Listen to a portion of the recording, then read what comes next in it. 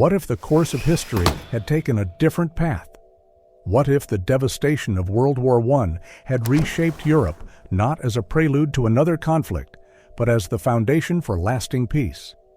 What if the ambitions of rulers like Hitler, Mussolini, and the militaristic empire of Japan had been tempered before plunging the world into turmoil? This story explores the fragile years between the wars, the rise of extremism, the failures of diplomacy, and the slow march toward a conflict that would engulf the globe.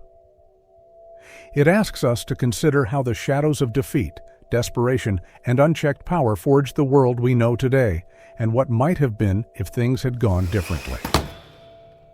On September 1, 1939, Germany rapidly invaded Poland, achieving swift victory. Nearly 2 decades earlier, in November 1918, Germany had been defeated in World War I, with Kaiser Wilhelm II forced to abdicate. The German military was overwhelmed by Allied forces, and although the population suffered hunger, a narrative arose blaming politicians for betrayal rather than battlefield defeat. The war officially ended on November 11, 1918. Soon after, U.S. President Woodrow Wilson promoted a new global order via the League of Nations, intending future conflicts to be resolved diplomatically.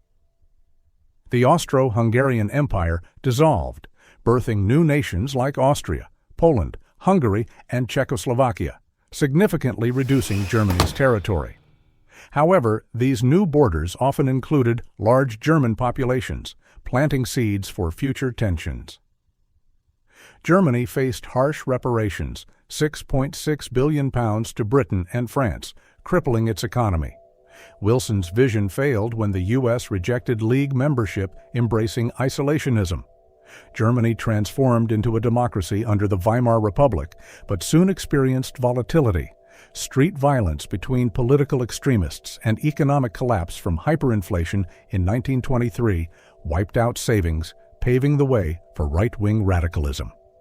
Adolf Hitler, an Austrian WWI veteran and Nazi leader, attempted a failed coup in 1923 and was imprisoned, during which he authored Mein Kampf, blaming Jews for Germany's woes and advocating expansion.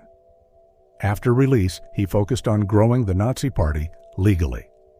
Despite initial Weimar prosperity, the 1929 U.S. stock market crash triggered a global depression, pushing unemployment above 6 million in Germany. The Nazis surged, and by 1932 became the Reichstag's largest party. Hitler's appointment as chancellor in 1933 led quickly to dictatorship.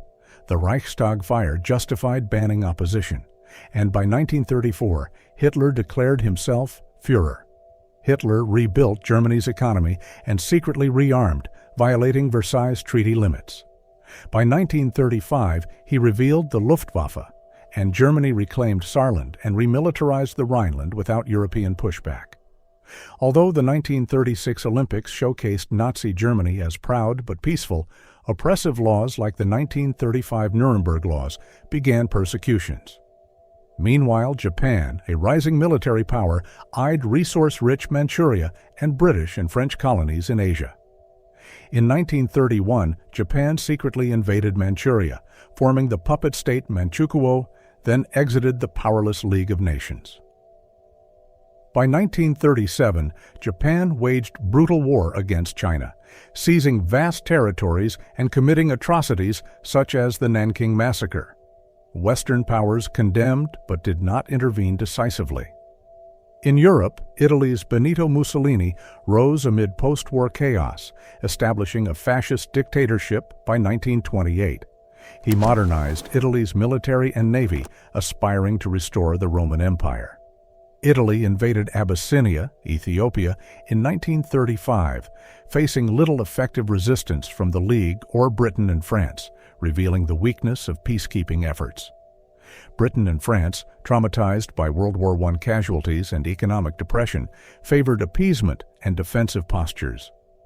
France relied on the Maginot Line, and both nations struggled to maintain global fleets matching Italy's Mediterranean power. Europe's impotence and economic struggles emboldened aggressive totalitarian regimes, threatening peace. As the world plunged into one of its darkest chapters, the consequences of these turbulent years echo across time. What began as fractured hopes for peace spiraled into a conflict that forever transformed nations, societies, and the very fabric of humanity.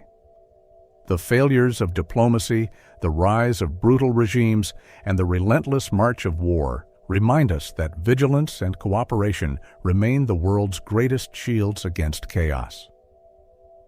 This history is not just a tale of the past, it is a warning and a lesson urging us to choose dialogue over destruction and to remember that the fragile peace we inherit is one hard won and easily lost.